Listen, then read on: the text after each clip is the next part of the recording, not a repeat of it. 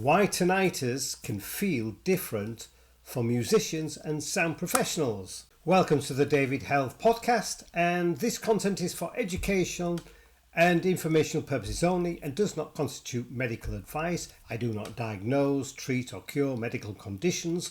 Always consult a qualified healthcare professional for personal medical concerns. So with that said, let's get on to this episode. Why tinnitus can feel different for musicians and sound professionals. Now, as a former DJ, and I'm still a musician, I still do my music, I have a YouTube channel and I write songs and things like this, but tinnitus has been a real problem for me, and it's developed and got worse and worse over time, but there's certain things you can do. Hopefully this can help some other musicians and those coming into music to prevent things happening. Hopefully try and prevent anyway, do the best we can, because we've got to look after ourselves. Okay, it's great making music, but we don't want to spoil things with our hearing and tinnitus. So let's get on with the rest of the podcast. For people who work with sound, tinnitus can feel different in subtle but important ways. The sound itself may not be fundamentally different, but the way it is noticed and experienced can change depending on how the brain has been trained to process sound over time. Musicians, singers and DJs spend years developing a refined sense of listening, myself included. Now, they learn to detect small differences in pitch, tone, timing and texture. They become familiar with how sound behaves in different environments and how different elements interact. This is a highly developed skill, but like any skill, it changes how the brain responds to input. The auditory system adapts based on experience. When someone spends a lot of time actively listening, the brain becomes more efficient at detecting sound-related detail. That efficiency can extend to internal signals. A faint tone that might go unnoticed by someone else can be picked up more quickly by someone who is used to working with sound. This does not mean tinnitus is stronger, it means the brain is more sensitive to detecting it.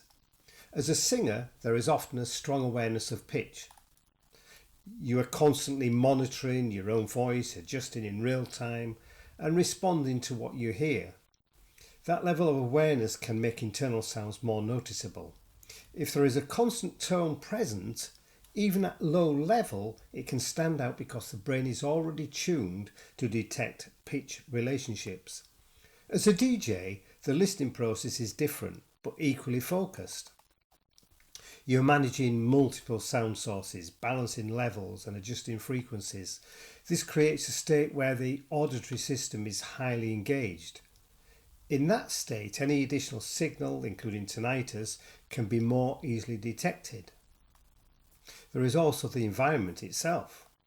Nightclubs and performance spaces are filled with sound, often at elevated levels, and the auditory system becomes accustomed to that level of input. When you move from that environment into a quieter space, the contrast can make internal sounds more noticeable. The brain is adjusting from a high input environment to a lower input one. And in the transition, internal signals can become more apparent. Another factor is the idea of a reference point. For someone who does not work with sound, silence is simply the absence of noise. For someone who works with sound, silence is more defined. It becomes a baseline. When tinnitus is present, that baseline changes. Instead of silence, there is a constant internal signal. And because the reference point is clearer, the difference can feel more noticeable. Now, there is also a tendency to analyse sound. People who work with audio often examine what they hear more closely. They notice patterns, identify frequencies, and break sound into components. This is part of the skill.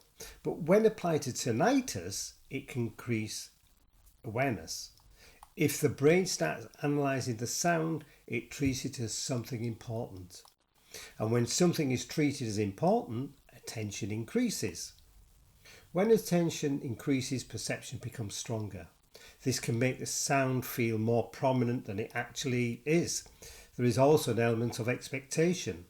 If you're used to noticing subtle sound detail, the brain may become more tuned to detecting internal signals. This is not conscious decision. It is part of how perception works. The brain is constantly predicting and scanning for information. When expectation and attention combine, detection becomes more likely. However, the same system that increases awareness can also support adaptation. Attention is not fixed, it can be directed. Musicians and DJs regularly shift their focus between different elements of sound. That ability can influence how tinnitus is experienced. When attention is directed toward external sound, music, conversation or activity, the brain prioritizes that input. In doing so, it often reduces awareness of internal signals. This is not something that needs to be forced, it's a natural function of how attention works. Over time, as the brain becomes more familiar with tinnitus, it may begin to treat it as a background signal. This is similar to how the brain adapts to other consistent sounds. A refrigerator hum or a distant traffic noise may be present but not actively noticed. Tinnitus can follow the same pattern. The signal may still be there, but is no longer central. There is also an emotional aspect. For people who work with sound, hearing is not just functional. It's part of identity, creativity and work.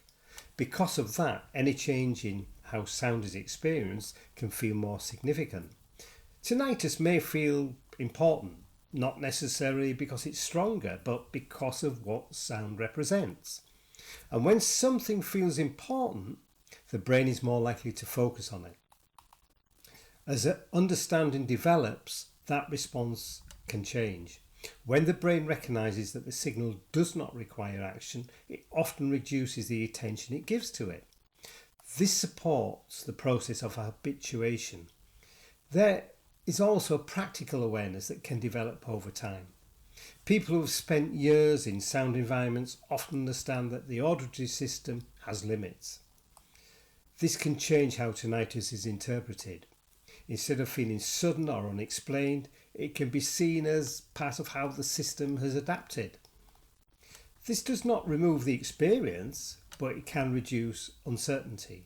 And when uncertainty decreases, the brain often reduces its focus on the signal. At first, tinnitus may feel new and unusual. The brain may treat it as something that needs to be monitored. But as it becomes more familiar, that need decreases.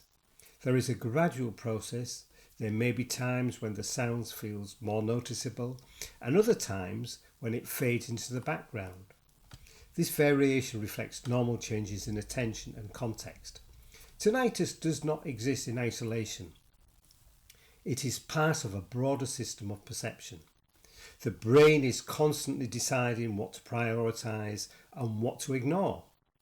When you are engaged in music, conversation or any activity that requires attention, the brain prioritises those signals.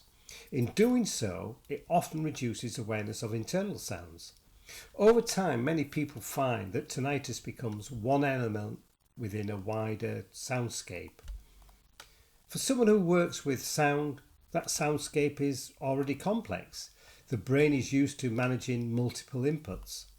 And within that system, tinnitus can become part of the background. The key point is that tinnitus may feel different from musicians and sound professionals because of how the brain has been trained to process sound. But the underlying processes are the same. So it becomes part of the background within a system that is already well equipped to manage sound. Thanks for listening to this episode from the David Health channel.